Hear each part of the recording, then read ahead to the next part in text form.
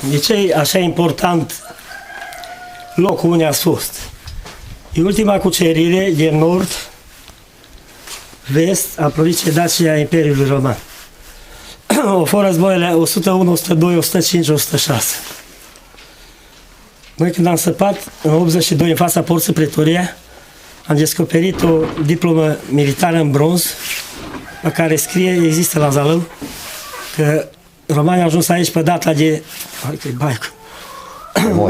11 august anul 106 după Hristos. 11 august. Da, până la polea Munților Mese.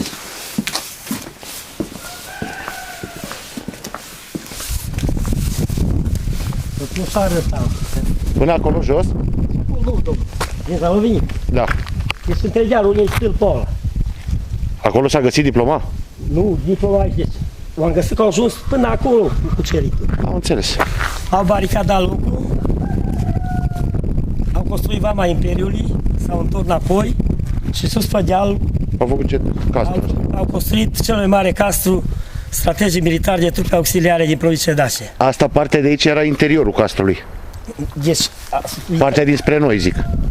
deci castru, acolo 230, unde a spus la Poarta Mare, Da, da, da. pe 300, 230 pe 300. Deci era și de partea aia alta porții? Deci, domnule, acolo e numai intrare. Am Aici înțeles. n-am putut veni cu- Dar intrarea cum e? Intrarea dincolo încoace sau dincoace încolo? Deci, aici e intrarea în oraș. Acolo e vama Imperiului, aici e vama orașului. Da. Singura vamă din Europa. Deci orașul e încoace, am înțeles. Și pe acolo se intra, pe poartă se venea încoace. Domnul Grivas, da, așa. Deci, de aici a fost vama. Da. Deci, care vrea să... Ei când au venit și au cucerit, au venit de acolo încoace. O baricare de la locul, au construit vama Imperiului, s-au întors înapoi.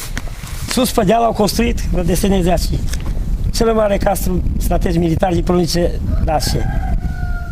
Cu laturile, deci 230. Așa, La intrare. Pe 300, așa. care deasupra înfițiatului 230 pe 300. Voi ați fost până în mijloc, îți dau seama, Da. la comandament. Da. De ce v-am văzut de asta. Așa. Deci, cu 4 porți, 4 tururi de curs. Pe care înțeles. ați intrat Pretoria, are care e ridicată, în 86, la 300 de metri de Cumana, așa trebuie să spun. Așa. Și o lua nordul. De extra, înspre Cluj, Da. și sinistra înspre Da, da, da.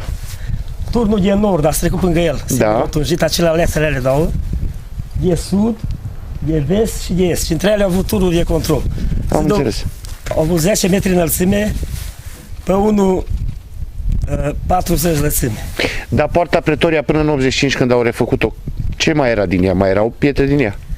Păi, domnule, eu când m-am născut, nu a fost nimic la suprafață. Nimic, nici poarta. Nici porta. Nimic, am înțeles. Au fost defrișat acolo, tot e săpat și restaurat. Din 85 până 89. Deci în 4 ani s-au făcut În 89 restaurări. s-a Pe vremea lucrat, de am Ceaușescu. înțeles.